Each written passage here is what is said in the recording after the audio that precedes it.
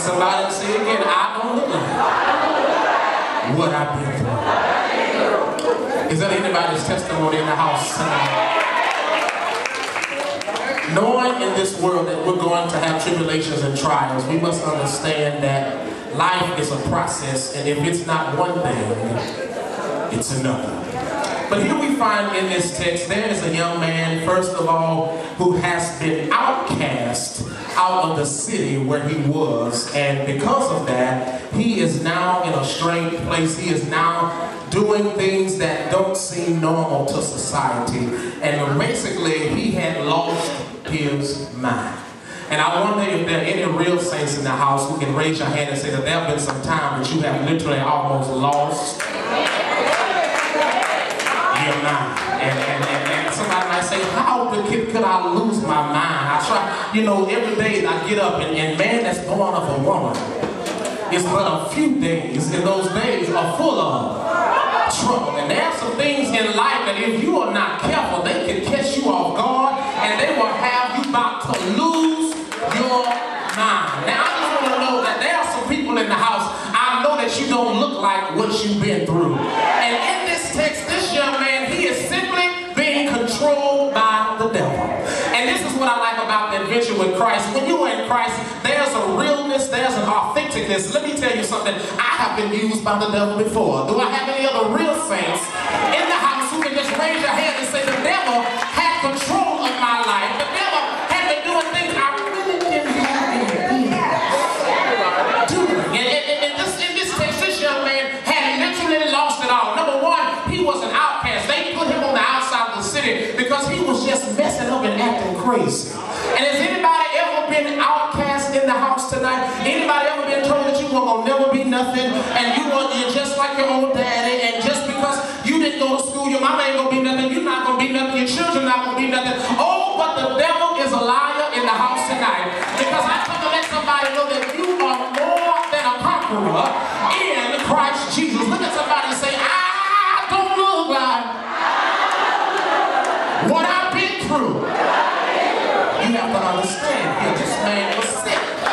Out here cut himself with stones, and he had given up on life. And anybody ever just decided some days you just feel like just throwing in the towel and saying, God, if I got more bills than money, God, I'm about to lose it.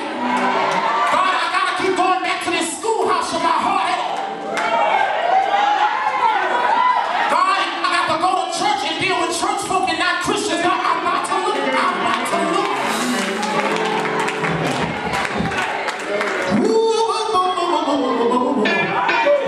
I'm about to lose my mind. This man had lost it here. And he had found himself in a bad situation, out in the cemetery, living out here and cutting himself and acting crazy. But he just one day, he happened to see somebody worshiping, and he saw somebody afar off, and his name was Jesus. And the Bible didn't say when he got close to him, it said when he saw him afar off. Don't you know that the glory of God ought to be so heavy in your life that when you enter an atmosphere, if something that's going wrong, the moment you step in, something ought to be different. I wish I had somebody to help me here. When you have the power and the anointing of God, when you step in, folks just turn their head in.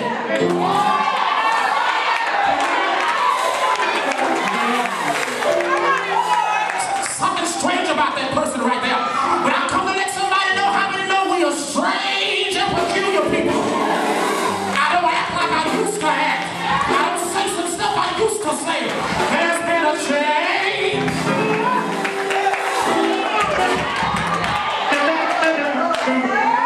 Said when he saw him, he worshiped him. And don't get me wrong, I love to praise and give God praise, but how many know there's something about worship? And when you worship God, I mean, you're not worshiping because of the stuff that just he can give you, but you simply lift your hands because of who he is.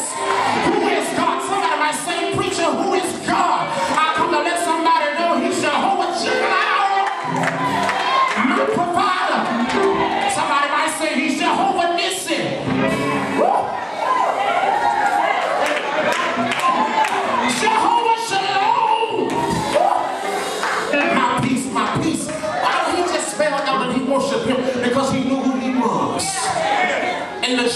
inside of us when we walk out and when we're in the community. I'm not just talking about during the church hour, because we all can put on the church front.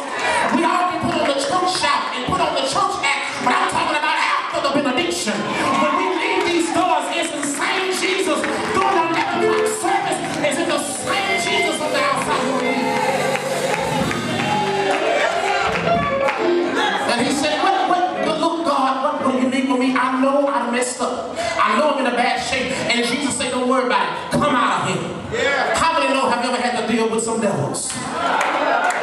And you had to call those things out. And if you don't play, if you keep playing with the devil long enough, how many know the devil will have you tricked up, washed out, have you doing things you ain't got no business? But how many know that when you use the power that God has given you, you can call those devils a devil. You can call those things that be not though they were, and have authority in your life. I don't look like what I've been through. And the devil said, I'm going to jump on down and come too close. It says when they came to Jesus, and it says here, he was unclean. And he said, come out of him, clean spirit. He said, what is my name? He said, my name is Legion. For we are many. Well, I've had more than one devil in me before.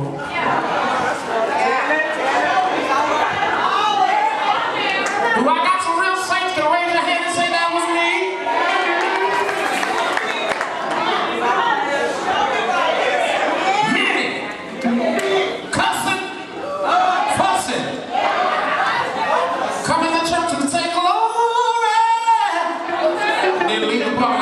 You would say something to me. I'm just gonna keep it real. I ain't gonna sugarcoat nothing.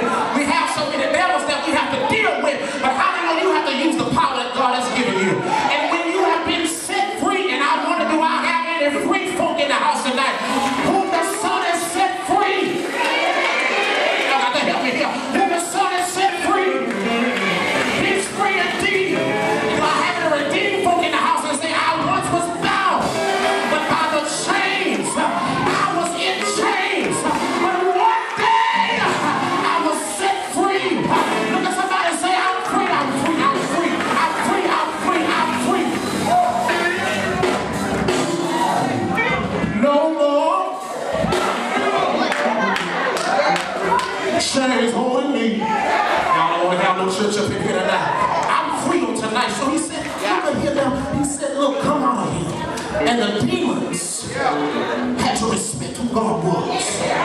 And it says here, when they came back, and the devils, but God had, Jesus had removed the clean spirit out, and the people before then, the people had said, this ain't gonna be no good nobody. But what happened was, after this man had contact with Jesus, he seemed to be a little different. If I jump down to verse 15, it says, and they come to Jesus, and they see him, that was possessed with the devil and had the legion. Look what this young man was doing after he came in contact with Jesus. The Bible says he was sitting and clothed in his right mind.